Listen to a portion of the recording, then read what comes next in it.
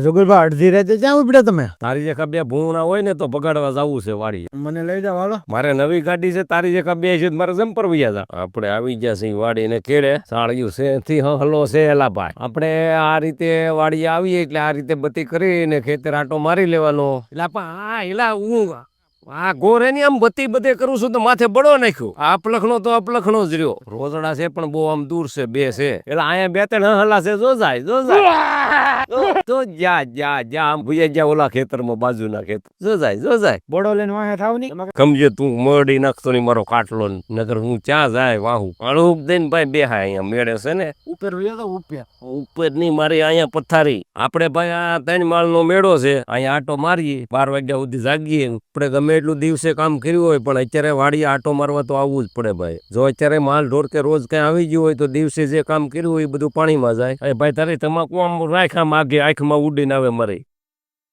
હા તમને હમણાં કીધું તું એમ અમે વાડીએ આ તો આ 2-3 જણા આવ્યા છે, નકર એકલા હોય તો અમારે હથવારો આ બીડી. અમારી બાજુ ભાઈ દીપડાની રજાડ વધારે છે એટલે કારક મેળા ઉપર હોવું પડે એટલે આ સુવિધા કરી બધી. હાલો હવે ભાગ્યે ભાઈ માલ ઢોર કઈ છે નહીં. હવે તો આજે વરસાદ છો એટલે કઈ માલ ઢોર લગભગ આવશે નહીં એટલે હવે અહીંયા રહેવાની જરૂર નહીં પડે. હવે જઈએ ઘેરે. આપણે બીડી પી લીધી છે.